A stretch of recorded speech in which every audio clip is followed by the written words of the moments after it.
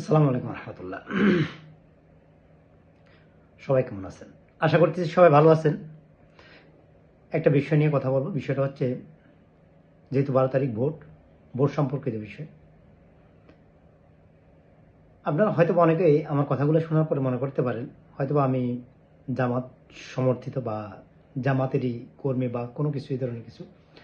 আদৌ কখনো আমি জামাতের সাথে উঠা বসা আছে আমার বন্ধু বান্ধব অনেকের সাথে আমি জামাতের অনেক বন্ধু বান্ধবের সাথে চলি।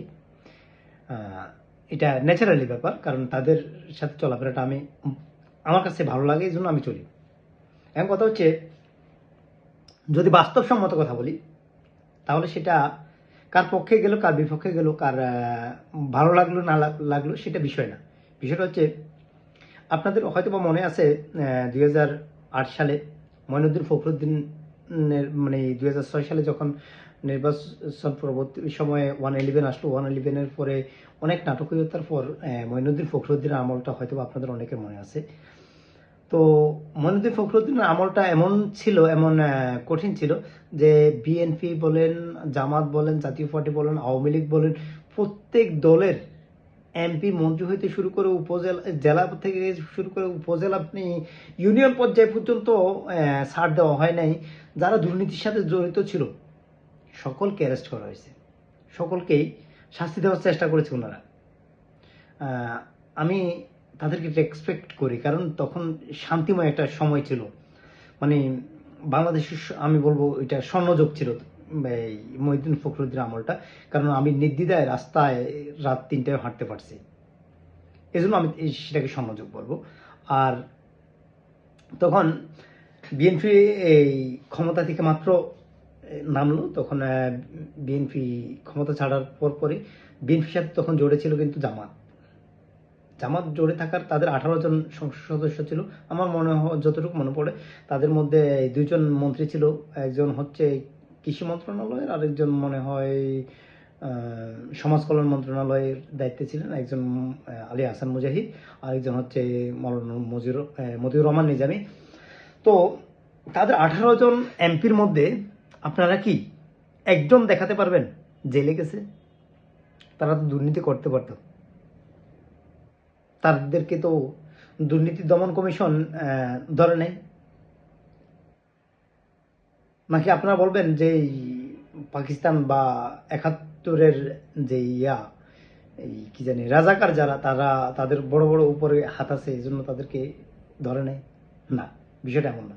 তারা দুর্নীতির সাথে সম্পৃক্ত ছিল না, তাদের সাথে দুর্নীতি যায় না। আরেকটা বিষয় হচ্ছে, আমরা যারা জামাতকে বলি রাজাকার বলি, কেন ভাই, কেন বলবো? যারা রাজাকার ছিল তারা রাজাকার ছিল, তারা স্বাধীনতা বিরোধী, দেশের শত্রু, জনগণের শত্রু, আমার শত্রু, আপনার শত্রু। কিন্তু এর মানে এই না যে আমার বাবা কোনো অপরাধ করেছে আমি তার অপরাধের জন্য অপরাধী, এমন তো হতে পারে না। আমার দাদা অপরাধ করেছে, আমি তার অপরাধের জন্য অপরাধী। বর্তমান প্রজন্মকে আপনারা রাজাকার বলতে পারেন না তো, কি করে বলবেন? আপনারা বর্তমান প্রজন্মকে রাজাকার কিভাবে বলবেন? বলা আপনাদের রাইট নেই।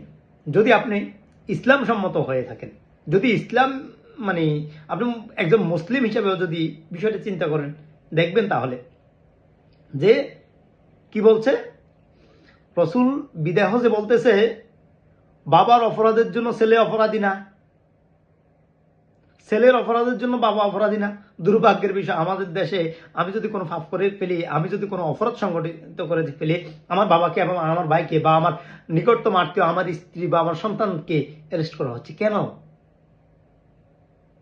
একর অপরাধের কিন্তু দুর্ভাগ্যের বিষয় আমাদের বদনসিব, আমরা মুসলমান হয়ে যেটা মানতেছি না, আমরা মুসলিম হয়ে যেটা মানতেছি না, ইহুদি খ্রিস্টান নাসারারা ওই ইয়াটা মানতেছে, রসুলের বিদায় হজের ভাষণটা মানতেছে। আপনি ইউরোপের দিকে লক্ষ্য করলে দেখবেন, ইউরোপের মানুষ সন্তানের অপরাধের জন্য তার বাবাকে অ্যারেস্ট করে না, বাবার অপরাধের জন্য সন্তানকে অ্যারেস্ট করে না। নিম্নমানের চিন্তা ভাবনা আমাদের। এবার সংসদ নির্বাচনে যারা বিভিন্ন প্রতিশ্রুতি দিচ্ছেন, আপনাদের কাছে অনুরোধ থাকবে, আপনারা যদি সংবিধান যে হাঁ ভোট দিয়ে চেঞ্জ করতে চাচ্ছেন, এই হাঁ ভোটের সাথে এই বিষয়টাও আপনারা সংযুক্ত করেন যে বাবার অপরাধের জন্য সন্তান অপরাধী না, সন্তানের অপরাধের জন্য বাবা অপরাধী না, ভাইয়ের অপরাধের জন্য ভাই অপরাধী হতে পারে না। এই সমস্ত সংবিধান যদি আপনারা যদি চেঞ্জ করতে চান, এই সমস্ত বিষয়গুলো অবশ্যই মাথা রাখবেন। পুলিশ প্রশাসন আমার অপরাধের জন্য আমার ভাইকে হয়রানি করতে পারে না, বা বাংলাদেশের প্রশাসন, যে কোনো প্রশাসন আমার অপরাধের জন্য আমার ভাইকে, আমার বাবাকে, আমার সন্তানকে অপরাধী হিসেবে সাব্যস্ত করতে পারে না। সকলকে আল্লাহ বুঝদান করুক। সবাই ভালো থাকুন, সুস্থ থাকুন। আসসালামু আলাইকুম ওয়া রাহমাতুল্লাহ।